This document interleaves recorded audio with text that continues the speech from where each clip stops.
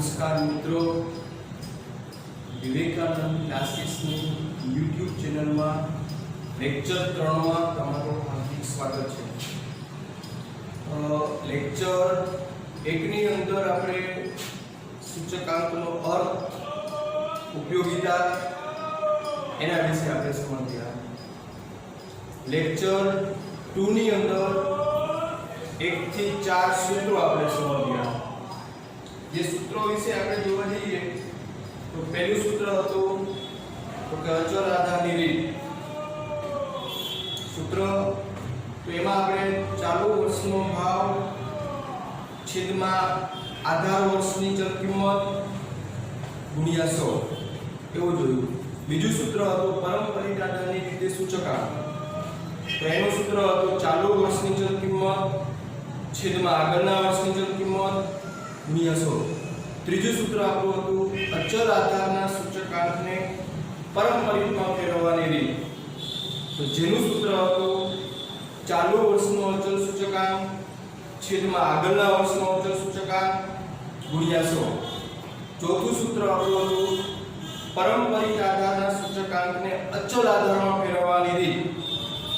એમાં આપણું સૂત્ર હતું ચાલુ વર્ષનું પારંપરિક સૂચકાંક ઇન્ટુ આગળના વર્ષનો અચળ સૂચકાંક છેદમાં 100 એવું સૂત્ર આપણે જોયું। ચારે સૂત્રોની અંદર દાખલાઓ કેવી રીતે ગણાય એ પણ આપણે સમજ્યા હતા। હવે આપણે સૂત્ર 5 થી શરૂઆત કરીએ। તો પાંચમું સૂત્ર લાસ્પિયર, પાસે અને પિસરના સૂચકાંક। ત્રણ આંકડાશાસ્ત્રીના નામ છે। ત્રણેયના સૂચકાંક વિશે આપણે જોઈએ। તો પ્રથમ લાસ્પિયરનો સૂચકાંક જેને આપણે સંકેતમાં I રીતે ઓળખીશું। I શા માટે? તો કે I એટલે ઇન્ડેક્સ નંબર, સૂચકાંક, L એટલે લાસ્પિયર, એટલે આપણે સંકેતમાં I તરીકે આપણે ઓળખીશું લાસ્પિયરનું સૂચકાંક। હવે એનું સૂત્ર છે સિગ્મા P1Q0 છેદમાં સિગ્મા P0Q0 ગુણ્યા 100 બરાબર। સૂત્રની અંદર જોવા જાવ તો એક તો સૌથી પહેલા આને કોઈ E વાંચવાનો નથી, બંને સિગ્મા છે। હવે જોવા જઈએ કે P1 એટલે શું, Q0 એટલે શું, P0 એટલે શું? તો P એટલે પ્રાઇસ, પ્રાઇસ એટલે ભાવ, Q એટલે ક્વોન્ટિટી મતલબ વપરાશ, જથ્થો। તો પ્રશ્ન થશે કે Q P1 એટલે શું, P0 એટલે શું, 1 અને 0 એટલે શું? તો એમાં આપણે જોવા જઈએ તો P1 મતલબ ચાલુ વર્ષ, 1 એટલે ચાલુ વર્ષ, 0 મતલબ આધાર વર્ષ, એટલે P1 એટલે શું થશે તો કે ચાલુ વર્ષનો ભાવ, P0 તો કે આધાર વર્ષનો ભાવ, Q1 આ સૂત્રમાં નથી પણ નીચે આપણને મળવાનું છે એટલે આપણે અહીંયા જોઈ લઈએ। તો Q1 એટલે તો કે ચાલુ વર્ષનો જથ્થો, 1 એટલે ચાલુ વર્ષ, Q એટલે ક્વોન્ટિટી, Q0 તો કે આધાર વર્ષનો જથ્થો। તો હવે આપણે સૂત્રની અંદર જોવા જાવ તો P1 છેદમાં P0, જો આ તો આપણને મળે છે કારણ કે આપણું સૂચકાંકનો મેઇન અર્થ કયો? તો કે ભૂતકાળની ચલ કિંમતને ચાલુ વર્ષ સાથે સરખાવવાથી જે ટકાવારી વધારો થાય એને સૂચકાંક કહેવાય। તો ભૂતકાળના જે ભાવ છે એને છેદમાં મૂકવા પડે, એને આપણે ચાલુ વર્ષ સાથે સરખાવવાના હોય, જેની સાથે સરખામણી કરવાની હોય તેને છેદમાં મૂકવા પડે। એટલે આપણે અહીંયા જોઈએ છીએ કે P1 છેદમાં છે, P1 ઉપર છે। સૂત્રની અંદર P0 ઉપર આવે, P1 નીચે આવે, એવું કદાપી બની શકે નહીં.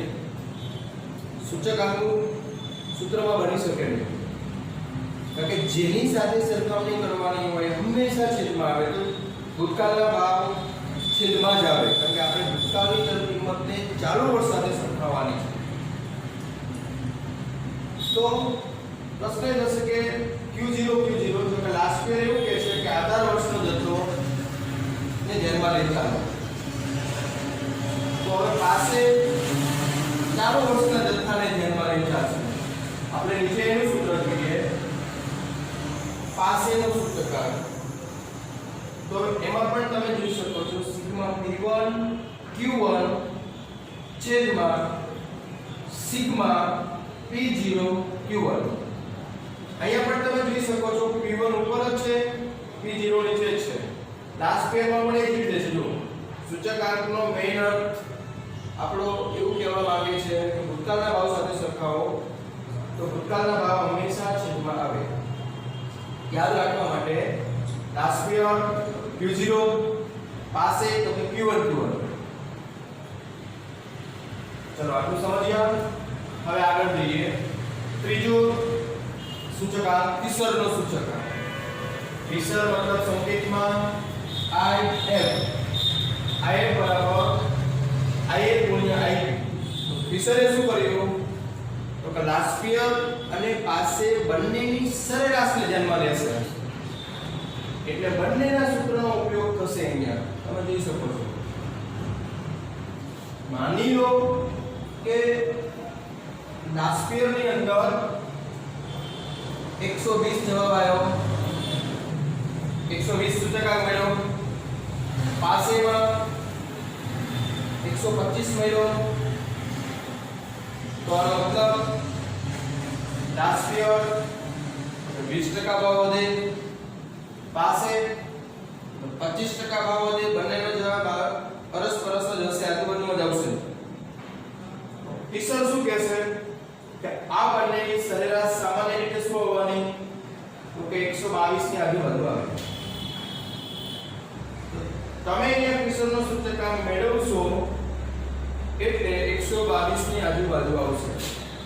અને ફિશરે એવું કીધું કે 22% ભાવ વધે, એટલે બંનેનો ઉપયોગ કરીને ફિશર ચાલે છે. સૂત્રની અંદર બંનેનો ઉપયોગ થશે. હવે આપણને દાખલાની અંદર એવું કીધું હોય કે ફિશરનો સૂચકાંક શોધો, તો આપણે ફરજિયાત પહેલા લાસ્ટ પિયર અને પાસે બંને મેળવવા જ પડે, પછી જ આપણે ફિશરનો સૂચકાંક શોધી શકીએ. અથવા બંને સૂચકાંક ન મેળવવા હોય તો એના ખાના તો તમારે બનાવવા જ પડે. ખાના મતલબ P1 Q0 P0 Q0 P1 Q1 P0 Q1. આ ચાર ખાના તમારે બનાવવા જ પડે. બરાબર. અહીંયા તમે અથવાથી પણ કરી શકો છો કે લાસ્ટ પેર પાસેના સૂચકાંક ન મેળવવા હોય, સીધો ફિશરનો સૂચકાંક માંગેલો હોય અને તે મેળવવો હોય તો સીધું તમે સૂત્ર મૂકી શકો. આ તમે જોઈ શકો છો લાસ્ટ પેરનું સૂત્ર, આ તમે જોઈ શકો છો પાસેનું સૂત્ર ઇન્ટુ 100. વર્ગમૂળની બહાર 100 રાખવાના છે. જો તમારે વર્ગમૂળની અંદર લેવો હોય તો અહીંયા તમે આ રીતે કરી શકો, કારણ કે બે શૂન્ય લાસ્ટ પેરના, બે શૂન્ય પાસે. એવી રીતના તમારે વર્ગમૂળની અંદર લેવું હોય તો તમે લઈ શકો છો. વર્ગમૂળ સરેરાશ કાઢવા માટે છે. ચલો હવે તમે સૂત્ર બંને યાદ રાખી શકો છો, પણ આપણે ટેક્સ્ટબુક મુજબ સૂત્ર મૂકીએ. ચલો સમજ્યા. હવે આપણે ત્રણેય સૂત્રને કેવી રીતે દાખલો ગણાશે એના વિશે આપણે જોઈએ. તો આ તમારી રકમ છે, સમજી લો. ભાવ 2015 ના ભાવ વપરાશ, 2020 ના ભાવ વપરાશ. આ ભૂતકાળનું વર્ષ 2015 ભૂતકાળનું વર્ષ, ચાલુ વર્ષ ભૂતકાળના વર્ષને આધાર વર્ષ કહીએ, આ ચાલુ વર્ષ છે. ભૂતકાળ સાથે આપણી સરખામણી થવાની હોય.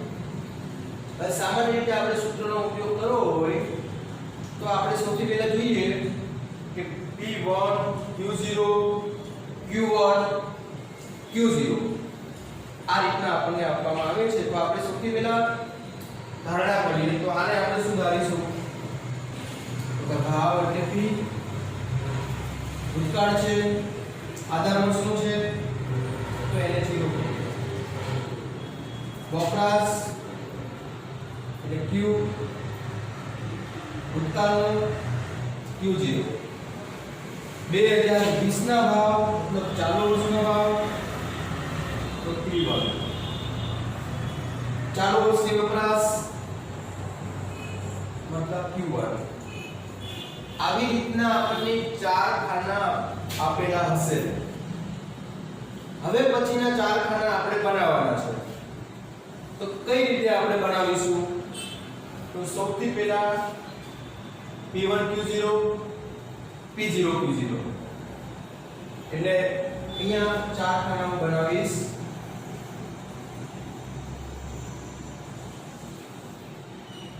ચલો પ્રથમ તો P1 Q0 પછી P0 Q0 એટલે લાસ્ટ સ્ક્વેર કમ્પ્લીટ થશે. હવે પાસેના બંને ખાના બનાવીએ P1 Q1 P0 Q1.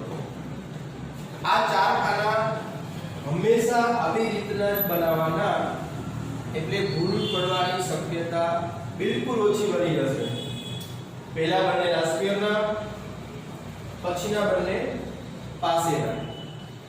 ચલો હવે આપણે કેવી રીતના તો તમે સમજી શકો છો P1 Q0 P1 જોડે Q0 નો ગુણાકાર કરો તો અહીંયા P1 Q0 આ બંનેનો ગુણાકાર તો કે 72 થશે. એવી જ રીતના P1 Q0 નો ગુણાકાર કરીને અહીંયા આપણે બધાનો સરવાળો કરીશું એટલે આપણને સિગ્મા P1 Q0 નું ખાનું કમ્પ્લીટ થયું, ઉપરનું ખાનું કમ્પ્લીટ થયું. પછી જઈએ P0 Q0 તો એમાં જોવા જાઓ તો આ બંનેનો ગુણાકાર કરતા જઈશું મતલબ 40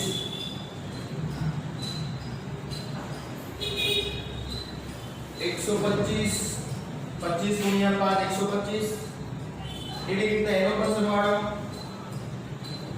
સિગ્મા P0 Q0 કમ્પ્લીટ થશે. લાસ્ટ સ્ક્વેર કમ્પ્લીટ થશે. સૂત્રની અંદર મૂકી દઈશું. પછી જઈએ P1 Q1 મતલબ આ બંનેનો ગુણાકાર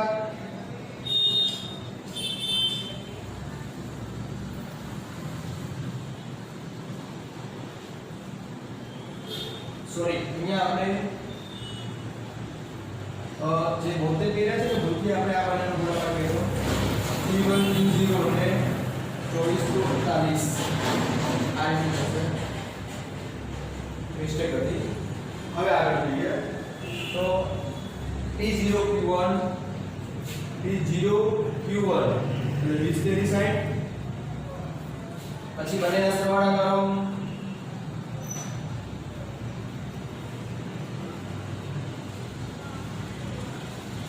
ચલો આવી રીતના આપણે ચાર ખાનાનો સરવાળો મળશે. જે ચાર ખાના આપણે સૂત્રની અંદર મૂકી દઈએ એટલે લાસ્ટ સ્ક્વેર પાસે મળી જશે. તીસર તો મળવાનો જ છે બરાબર. એટલે આ આપણે પાંચમા સૂત્ર વિશે ચર્ચા કરી બરાબર. તમારે સમજવું હોય કે આ શું દર્શાવે છે, આનો સરવાળો શું કહેવાય તો શું કહી શકીએ તો કે ચાલુ વર્ષનું કુલ ખર્ચ. આ શું થશે ભૂતકાળનો કુલ ખર્ચ. કુલ ખર્ચ શા માટે તો કે આપણે પાંચેય વસ્તુઓના ખર્ચના આપણે સરવાળા કર્યા એટલે કુલ ખર્ચ થયું. તમે અહીંયા એક પ્રશ્ન એવો થશે કે p સાથે q નો ગુણાકાર જ કેમ થાય? તો હંમેશા એવું સમજો કે ભાવ સાથે વપરાશનો ગુણાકાર કરવાથી આપણને ખર્ચ જાણવા મળે. સમજી લો આપણે આપણા ઘરની અંદર એક મહિનાની અંદર આપણે 15 કિલો ઘઉં વાપરતા હોય, 15 કિલો ઘઉં વાપરતા હોય એનો ભાવ મતલબ આ વપરાશ નહીં, એનો ભાવ સમજી લો 1 કિલોના 20 રૂપિયા છે. 1 કિલોના 20 રૂપિયા છે. તો 15 કિલોનો ભાવ કેટલો થાય? તો ઘઉંનો ખર્ચ કેટલું થાય? તો આપણે કહી શકીએ કે 1 કિલોના 20 રૂપિયા. તો આપણે શું કરીશું?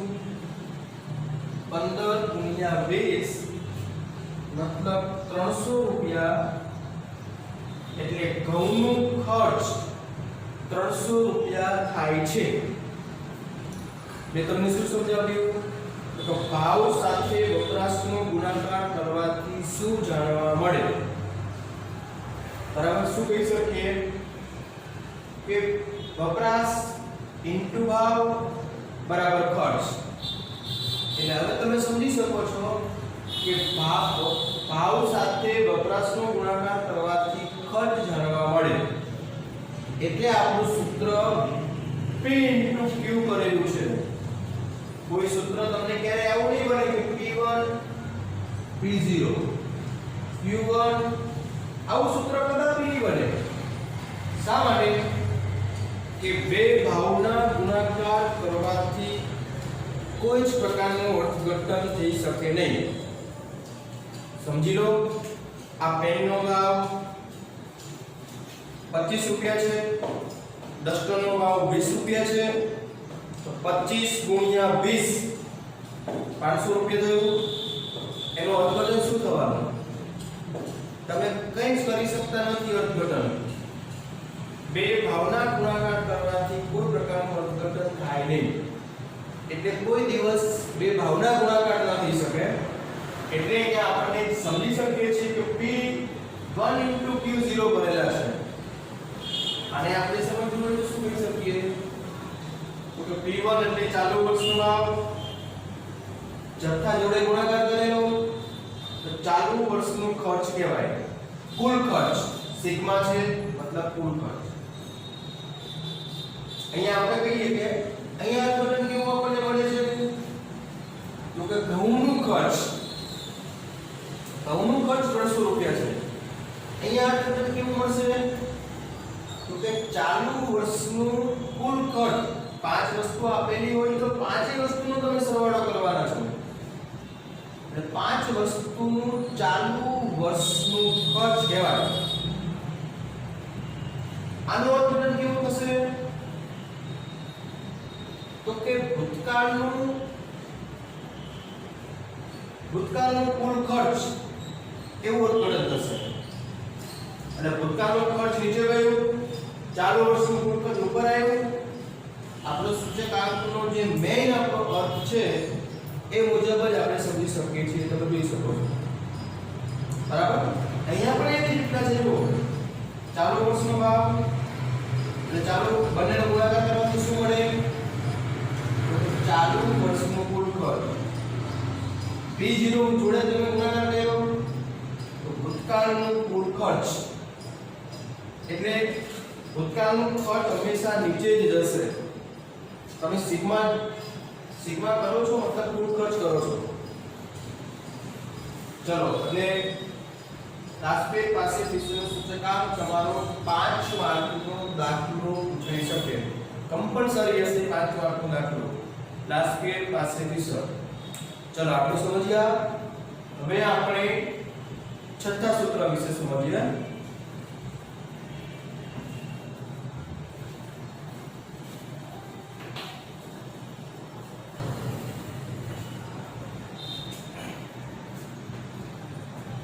ચલો હવે આપણે છઠ્ઠા સૂત્ર વિશે જોઈએ.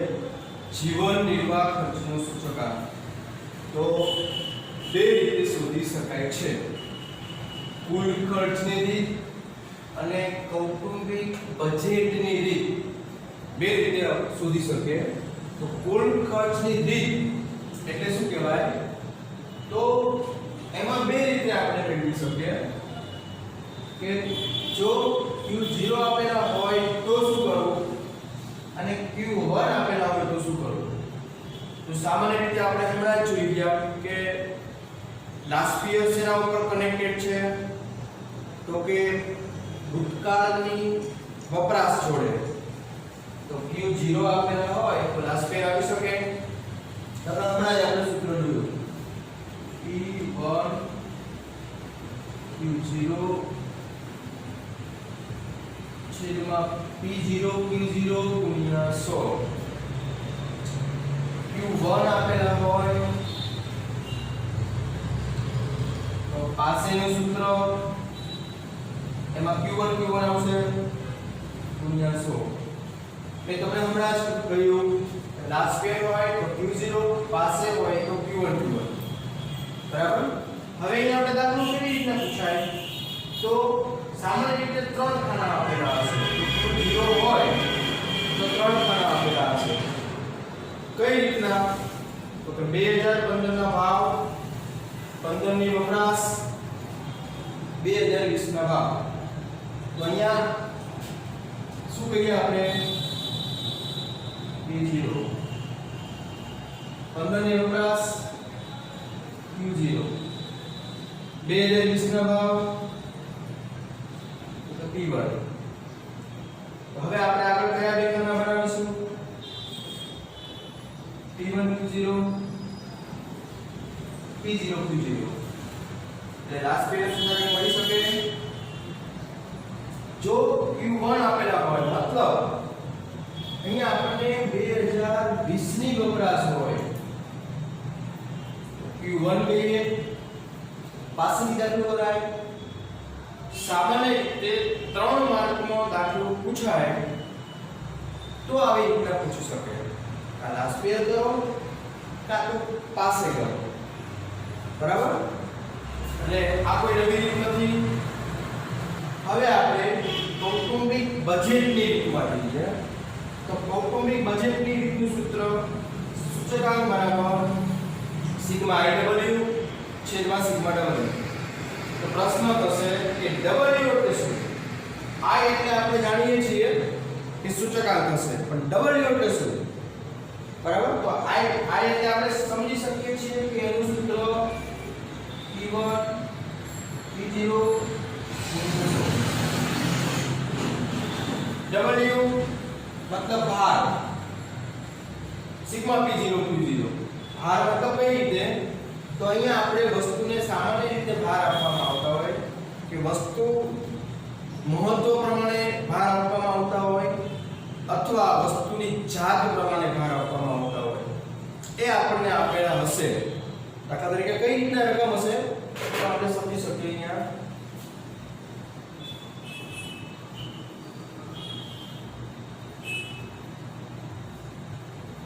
સમજી લો વચ્ચે ભારનું ખાનું છે. તો અહીંયા આપણે કોઈ પણ અંક આપેલા હશે 2 5 3 4 7 કોઈ પણ અંક આપેલા હશે. વસ્તુના મહત્વ પ્રમાણે આપેલા હોય કે D વસ્તુનું મહત્વ કરતા E વસ્તુનું મહત્વ વધારે છે તો એને 7 અંક આપેલો છે. એના પછીનું મહત્વ તો કે B વસ્તુનું છે. એના પછીનું તો કે 5 પછી 4 એટલે D વસ્તુનું છે. એટલે વસ્તુના મહત્વ પ્રમાણે ભાર આપવામાં આવે મતલબ જુદા જુદા અંક આપણને આપેલા છે. ક્યારેક વસ્તુની જાત પ્રમાણે ભાર આપવામાં આવતો હોય. વસ્તુની જાત મતલબ કે વસ્તુ એની બે જાત પસંદ કરેલી છે. સમજી લો ઘઉં, તો ઘઉંની અંદર 2 કે 3 કે 4 જાત આપણને મળતી હોય. ટુકડી ઘઉં, દેશી ઘઉં, એવી રીતના આપણને 3-4 જાત મળતી હોય આપણને. તો એવી રીતના જાત પ્રમાણે ભાર આપવામાં આવતા હોય. તેલની અંદર જોવા જાવ તો સિંગ તેલ, કપાસિયા તેલ, તલનું તેલ, એવી રીતના 3-4 જાત મળતી હોય તો એના જાત પ્રમાણે ભાર આપવામાં આવતો હોય. એ આપેલા હશે, આપણે જોવાનું નથી. એ આપેલા હશે. ખાલી આપણે એ સમજીએ કે ભાર એટલે શું કહેવાય? તો કે વસ્તુની મહત્વ પ્રમાણમાં ભાર આપવામાં આવે અથવા વસ્તુની જાત પ્રમાણે ભાર આપવામાં આવતા હોય છે, બે રીતે ભાર આપવામાં આવતા હોય છે, બરાબર. એટલે ડબલ્યુ એટલે આપણે રીડિંગ આપેલું હશે, આપણે દાખલો આ રીતે કરી શકીએ. હવે સમજી લો દાખલો આપણે કરવો હોય તો કેવી રીતના થશે.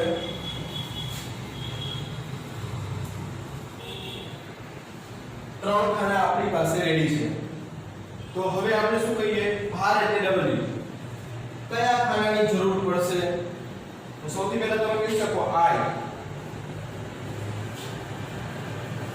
પછી તો કે ડબલ્યુ, પછી તો કે આઈ ડબલ્યુ નો ગુણાકાર. સમજી લો પ્રથમ ખાનો આઈ બનાવવો પડશે, પછી ડબલ્યુ બનાવવો પડશે, પછી આઈ ડબલ્યુ નો ગુણાકાર કરો અને ડબલ્યુ નો સરવાળો કરશો, બરાબર. તો કઈ રીતે? તો કે આઈ નું સૂત્ર આપણી પાસે છે P1 P0 ગુણ્યા 100. W કઈ રીતના? તો P0 Q0. હવે સમજી શકો છો P1 છેદમાં P0 એટલે કે P1 ના છેદમાં P0 ગુણ્યા 100. એવી રીતના તમે ખાના બનાવશો. પછી આના I ના સરવાળાની જરૂર નથી. W નું ખાનું બનાવશો P0 Q0 એવી રીતના બંનેના ગુણાકાર કરો, પછી સરવાળો કરો એટલે નીચેનો કમ્પ્લીટ થશે. પછી સમજી લો I અને W બંનેના ગુણાકાર કરો, છેલ્લે સરવાળો કરો તો ઉપરનો કમ્પ્લીટ થશે. એટલે આવી રીતના આપણે કૌટુંબિક બજેટથી દાખલો કરી શકીએ. પછી આપણું સૂત્ર આવે છે વાસ્તવિક વેતન. વાસ્તવિક વેતન મતલબ તો કે વેતન છેદમાં જીવન નિર્વાહનો સૂચકાંક ગુણ્યા 100. વાસ્તવિક રીતે વેતન કેટલું હોવું જોઈએ એ આપણને દર્શાવશે. જીવન નિર્વાહ ખર્ચના પ્રમાણમાં વેતન કેટલું મળે છે એ તમને જાણવા મળશે. એટલે વાસ્તવિક વેતનમાં બીજું કંઈ કરવાનું નથી, ખાલી માત્ર ને માત્ર આપણે સૂત્ર મૂકવાનું છે. સમજી લો બે ખાના રેડી છે આપણી પાસે.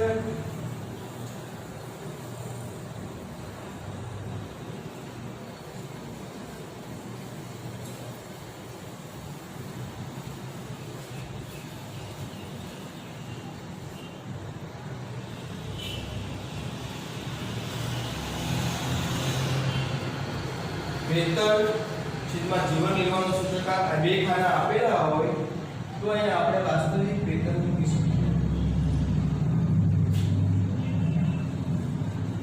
વેતનના છેદમાં જીવન નિર્વાહનો સૂચકાંક ગુણ્યા 100 એમ કરીને આપણે ખાનું બનાવીશું. એ સૂત્ર બિલકુલ સરળ થયું. માત્ર ને માત્ર આપણે સૂત્ર યાદ રાખવાનું છે. ક્યારેક આપણને આ બંને આપેલા હોય, વેતન શોધવાનું કીધું હોય તો આ બંનેનો ગુણાકાર કરો. સમજી શકીએ છીએ સૂત્રમાં. અને 100 છેદમાં જશે, ગુણાકાર છે તો છેદમાં જાય. કેવી રીતના મળી શકે? 2 માર્કમાં દાખલો અથવા 3 માર્કમાં દાખલો સામાન્ય રીતે પૂછાતો હોય, પણ માત્ર ને માત્ર આપણે સૂત્ર યાદ રાખવાથી સમજાઈ જશે. ચલો હવે આપણે 7 સૂત્ર સમજ્યા, ફક્ત 2 સૂત્ર બાકી રહ્યા જેના વિશે આપણે જોઈ લઈએ.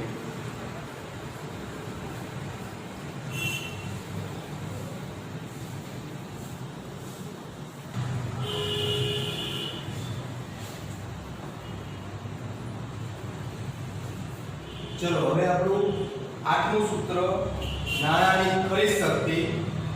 એટલે સૂત્ર છે 1 છેદમાં જીવન નિર્વાહનો સૂચકાંક ગુણ્યા 100. માત્ર ને માત્ર આપણે સૂત્ર મૂકવાનું છે, બીજું કંઈ જ કરવાનું નથી. ખાલી સૂત્ર યાદ હોવું જોઈએ. 2 માર્કમાં દાખલો પૂછાઈ શકે, બરાબર. પછી 9મું સૂત્ર ફુગાવાનો દર. એમાં ચાલુ વર્ષનું જથ્થાબંધ સૂચકાંક માઈનસ આગળના વર્ષનું જથ્થાબંધ ભાવનું સૂચકાંક છેદમાં આગળના વર્ષનું જથ્થાબંધ ભાવનું સૂચકાંક ગુણ્યા 100. આમાં પણ આપણે ખાલી માત્ર ને માત્ર સૂત્ર મૂકવાનું છે, બીજું કંઈ જ કરવાનું નથી. સમજો કે આંકડા આપણે કાલ્પનિક મૂકું છું, જો આ રીતે હોય તો બરાબર 2 ચાલુ વર્ષનો જથ્થાબંધ ભાવનો સૂચકાંક 120 110 સમજી લો આવી રીતના આપણે કરીએ એટલે ફુગાવાનો દર આપણને અહીંયા મળશે. ફુગાવાનો દર આપણે શોધવાનો હતો એટલે બે કાઢી નાખ્યા કે આપણે એ શોધવાનો છે એટલા માટે. આવી રીતે મૂકી શકો. ક્યારેક આપણને એવું બને કે ચાલુ વર્ષનો જથ્થાબંધ ભાવનો સૂચકાંક શોધવાનો હોય, ફુગાવાનો દર આપેલો હોય, તો આપણે શું કરશું? સમજી લો ફુગાવાનો દર 2 છે, આ આપણી પાસે નથી, આ આપણે શોધવાનો છે. તો શું કરી શકીએ? તો કે ચાલુ વર્ષનો જથ્થાબંધ ભાવનો સૂચકાંક x ધારી લો. હવે આનું કેલ્ક્યુલેશન કરવાથી આપણને જે બી આન્સર મળે શું કરીશું? આ બંનેનો ગુણાકાર થશે, ક્રોસ ગુણાકાર. અહીંયા આપણે સમજી શકીએ 220 બરાબર x માઈનસ 110 ગુણ્યા 100 આવી રીતના મળશે. હજી આપણે કહી શકીએ કે 100 ને આપણે છેદમાં લઈ શકીએ અથવા બે રીતે સાથે રૂપ આપી શકો. 100 નો x જોડે ગુણાકાર કરો તો આ રીતે થશે. જો 100x માઈનસ 110 નો અહીંયા 100 જોડે ગુણાકાર કરો. હવે આનો સાથે રૂપ આપણે આપીશું તો 11 જને આ બાજુ લાવશું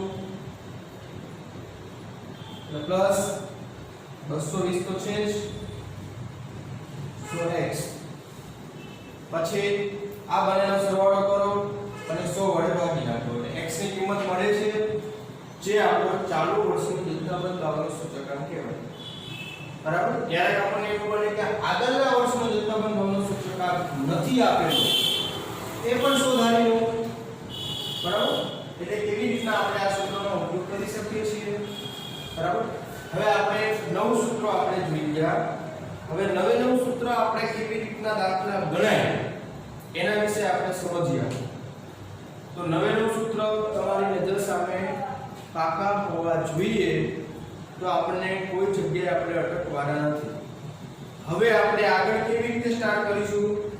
તો દરેક સૂત્ર મુજબ આપણે મેથડ બનાવીશું. સમજી લો પહેલી મેથડ તો કે અચળ આધારની રીત, બીજી મેથડ તો કે પારંપરિક આધારની રીત, ત્રીજી મેથડ તો કે અચળને પારંપરિકમાં કન્વર્ટ કરો, ચોથી રીત તો કે પારંપરિકને અચળમાં કન્વર્ટ કરો. એવી રીતના આપણે મેથડ વાઇઝ દાખલાઓ શરૂ કરીશું. બરાબર. આપણે સૂચકાંકના ચેપ્ટરની અંદર 15 કે 20 17 18 મેથડ આપણી બનવાની છે જે મેથડ વિશે આપણે સમજીશું. વન બાય વન આપણે સમજતા જઈશું. હવે પછી લેક્ચર 4 ની અંદર આપણે મેથડ ઉપર સીધા દાખલાઓ શરૂ કરીશું. તમે જે મેં અત્યાર સુધી સમજાવ્યું છે એ હું તમને આખું લખેલું બધું તમારા WhatsAppની અંદર તમને મોકલી આપીશ. એ તમે તમારા મેથડના ચોપડાની અંદર પહેલાથી વ્યવસ્થિત ચોપડો આખો બનાવીને પહેલાથી લખવાનું સ્ટાર્ટ કરી દેજો. જેમ જેમ લખવાનું જે હશે હું તમને WhatsAppમાં મોકલતો રહીશ, સમજાવીશ, મોકલી દઈશ WhatsAppની અંદર. તમારી જાતે ચોપડો તમે બનાવતા રહેજો. જ્યાં સુધી આપણે ક્લાસીસ શરૂ ન કરી શકીએ ત્યાં સુધી હું તમને બધું જ લખેલું મોકલાવતો રહીશ. ચલો આજે આપણે અહીંયા ત્રીજો લેક્ચર અહીંયા રાખીએ.